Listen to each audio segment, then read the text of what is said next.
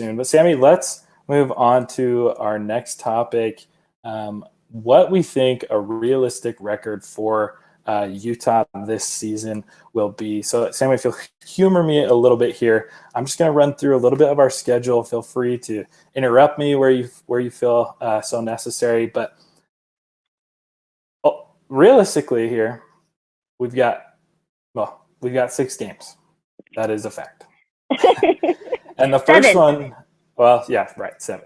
6 scheduled, but 7 tentatively. Yeah, hopefully 7. Hopefully that 7th game is the Pac-12 championship. I think our odds are looking pretty good. But let's dive in. So the first game, Arizona. Arizona has yet to emerge from big W. It goes without saying. That's why I didn't say it.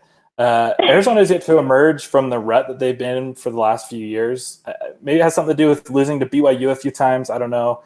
And while this game won't be the cleanest necessarily with some of the new guys on the roster, Utah should emerge by 2 or 3 scores. Utah wins this. It's at home. It's the first game of the season. These guys are hungry. They're ready to play. I agree. It's not going to be the cleanest game. I think there's going to be mistakes on both sides for both Utah and Arizona, but Utah comes out of this with a W. There's no way they don't.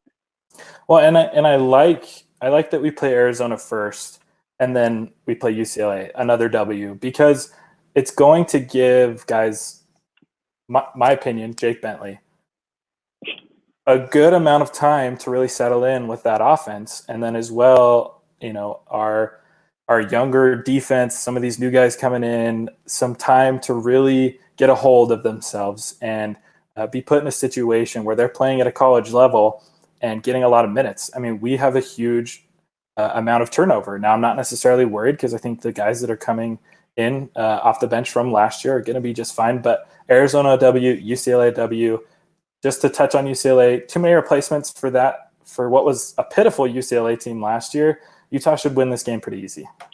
Again, I think I agree with you. I think it's really nice that Utah's first 2 games are Arizona and UCLA. It's going to be a nice ease in because games 3 and 4 are not so easy for the Utes. And I think that getting that experience underneath their belt is going to be really nice. I am more excited to see how the secondary grows and how the defense grows between game 1 and game 2 rather than the offense. I'm not super worried about the offense.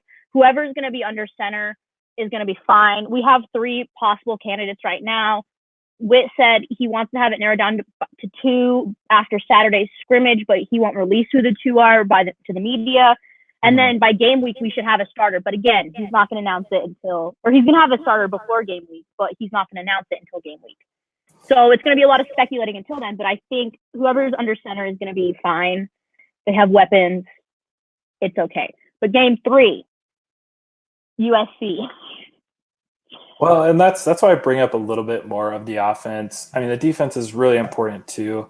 But the offense, I think how those 2 first games go, I mean, I expect W's. But if they can blow those guys out and really take advantage of weaker defenses, they could have a chance against USC. Now, unfortunately, I hate to say this, I see it as a loss. I do too. It's a strong returning offensive roster for USC that I think will outplay the new and younger Utah secondary. It'll be close, but I think Utah drops this one by 1 score or maybe 10 points, something like that. I think this one is it's at Rice-Eccles Stadium, which is a benefit for the team. I understand there's not going to be fans in the stands, but when they play at Rice-Eccles against USC, they tend to play a little bit better than when they play at the Coliseum. We all know how that went last year. But don't bring that up. I'm going to bring it up because I'm still but last year, you had a very talented secondary and you got torched by Matt Fink. If Keaton Slovis stays healthy and is playing by game 3, I have a feeling he is going to torch this Utah secondary. And this is going to be the first big test for this team. As good as DTR is, I think that he doesn't have as many weapons around him that Slovis has. And I just think it's just I would love to see Utah beat USC this year, but I just physically can't see it until I see what the defense looks like. Yeah, that's the biggest question. Moving on to the next, we got ASU.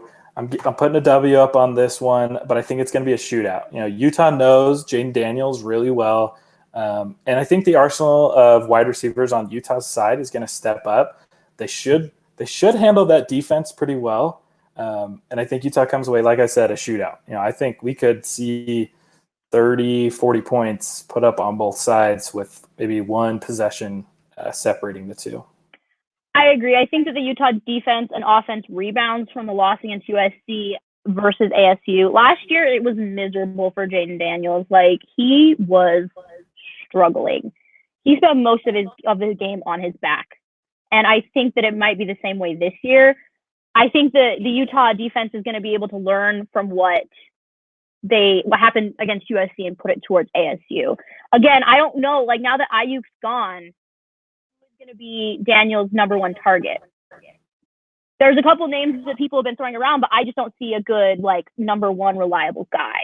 And I think that Utah is going to be able to do it. Also, what are they going to do without Benjamin?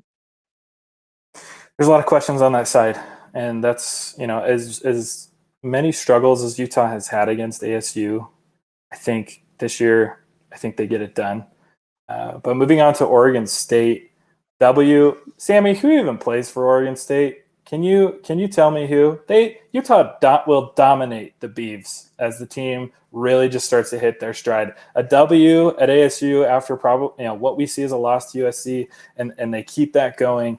And I think they smash the Beavs. The Beavers never have been competition to the Utes. Well so I'll just leave it at that. Okay, Sammy. You may have to hold me back with this one. Colorado. I'll virtually hold you back because I can't physically hold you back right now. Colorado. The rumble in the Rockies, or like Utah rocks Colorado. Since Utah has joined the Pac-12, both teams have joined the Pac-12. The series is 7-2. Can I talk louder? 7-2. In favor of Utah, with the Utes on a 3-game win streak. The Buffs are also being led by a new head coach, new quarterback. Do you really think they're going to get the best of Coach Witt and his new senior transfer from SEC with his full arsenal of wide receivers? Come on. Are you kidding me? Sammy, what do you got? I have Utah. It's hands down easy. It's Utah. There's no way it's not Utah. Even if there's 6 feet of snow on the ground, because this game is going to be in December, Utah's still going to win. Utah cannot. Jason said on Bus Dash that this is a trap game for Utah. No, it's not. I understand that this isn't like the same Utah team we've seen in years past and stuff like that, but Coach Witt tells his team to never sleep on an opponent. And they're not going to sleep on Colorado. No. And let me add a few more things. In addition, Colorado has had one season at 500 in the Pac-12, which is less than the amount of coaches they've had.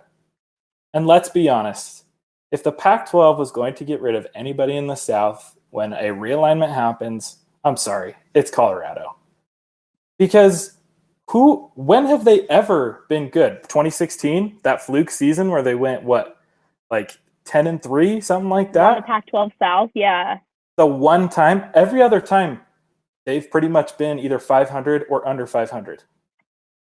4-7 all the time. They had a 1-10 season, and they're coming at us, who have won the Pac-12 South the last 2 years, and who have had way better records. And I'm sorry, 7-2 out of our meetings, 7-2. Also, I'd like to bring up one of those losses was by a field goal. A field goal in inclement weather, which, to be completely honest, I can't remember who the kicker was. It was one of our first years in the Pac-12. So it wasn't Andy Phillips or Matt Gay, I'm pretty sure. But it was a field goal, a missed field goal. That's Well, not a blowout. You can't say that this is a rivalry. No. Utah and Colorado, not a rivalry. I will No. go to my grave saying that Utah's rival in the Pac-12 is either USC or Arizona State. It is not Colorado. Never has been, never will be. I'm sick and tired of hearing that because it's ridiculous. Like, just because I think we are technically the closest team to them, they're like, oh yeah, those are our rivals. I'm like, no, we are your superiors and you don't talk down to us. All right. We got to stop there. We got to finish with that. But let's move on to the third topic. We can't stoop to their level. All right.